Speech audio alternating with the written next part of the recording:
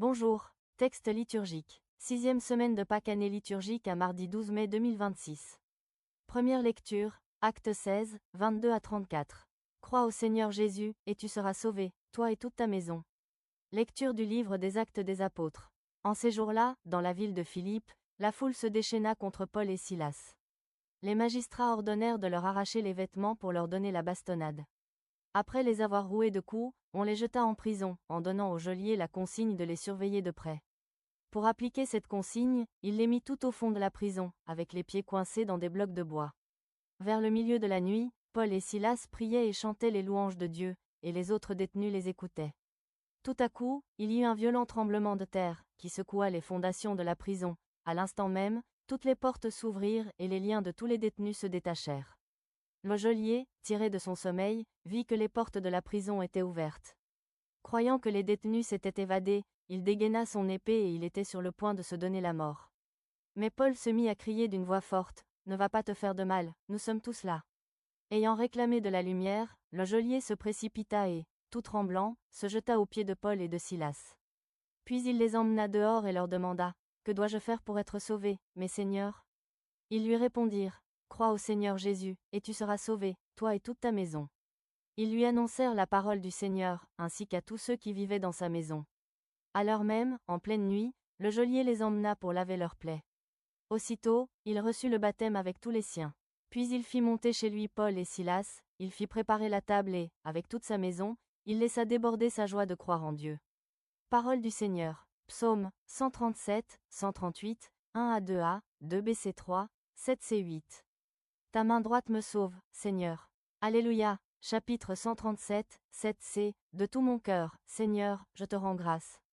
Tu as entendu les paroles de ma bouche. Je te chante en présence des anges, vers ton temple sacré, je me prosterne. Je rends grâce à ton nom pour ton amour et ta vérité, car tu élèves, au-dessus de tout, ton nom et ta parole. Le jour où tu répondis à mon appel, tu fis grandir en mon âme la force. Ta droite me rend vainqueur. Le Seigneur fait tout pour moi. Seigneur, éternel est ton amour. N'arrête pas l'œuvre de tes mains. Acclamation, Jean 16, 7.13. Alléluia, Alléluia. Je vous enverrai l'Esprit de vérité, dit le Seigneur. Il vous conduira dans la vérité tout entière.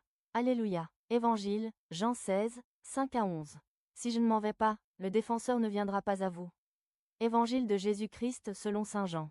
En ce temps-là, Jésus disait à ses disciples, « Je m'en vais maintenant auprès de celui qui m'a envoyé, et aucun de vous ne me demande, « Où vas-tu » Mais, parce que je vous dis cela, la tristesse remplit votre cœur.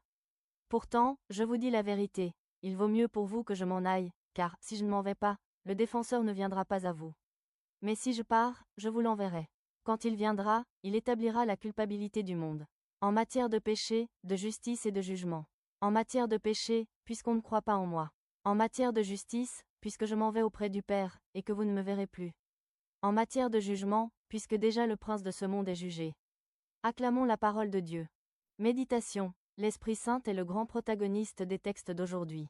Dans l'Évangile, Jésus le promet à ses disciples et dans le texte des Actes des Apôtres, il se manifeste sous la forme d'un violent tremblement de terre, v. 26, qui provoque une délivrance merveilleuse de Paul et Silas emprisonnés à Philippe. Poussés par l'Esprit Saint, Acte 16, 6 à 8, Paul et Silas arrivent à Philippe pour annoncer la parole de Dieu. Mais à cause d'une guérison qu'ils vont opérer, les autorités de la ville et toute la foule vont se tourner contre eux et finiront par les mettre en prison. Ils sortiront de cette prison grâce à l'action du Saint-Esprit qui secoue les bases de la prison, sous forme de tremblement de terre, fait tomber les chaînes des prisonniers et ouvre les portes. Ceci provoque la conversion du gardien de prison qui se jette aux pieds de Paul et Silas et demande le baptême pour lui et toute sa maison. La première leçon à retenir dans ce texte, c'est que les intérêts de Dieu ne sont pas toujours ceux des hommes. Paul et Silas sont fouettés parce qu'ils ont chassé un esprit mauvais chez une jeune servante qui faisait gagner de l'argent à ses maîtres, à travers son esprit de divination, AC 16,16. Tandis que les hommes cherchent à gagner de l'argent, Dieu cherche la liberté et la guérison de l'homme, parce qu'il se rend compte que l'homme est utilisé dans certaines situations comme une machine à produire de l'argent.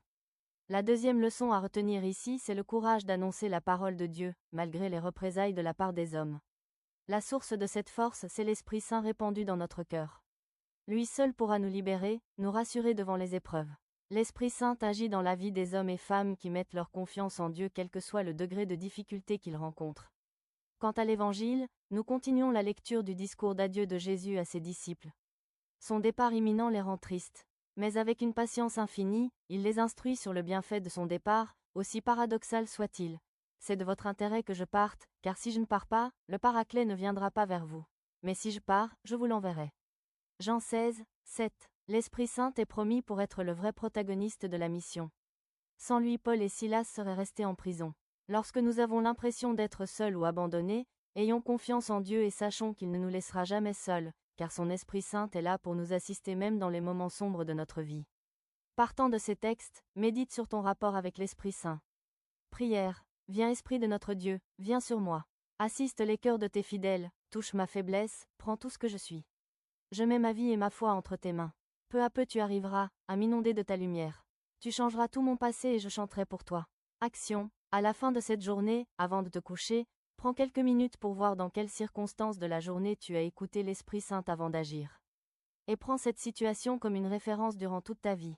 Excellente journée sous la divine protection par l'intercession de la Sainte Vierge Marie.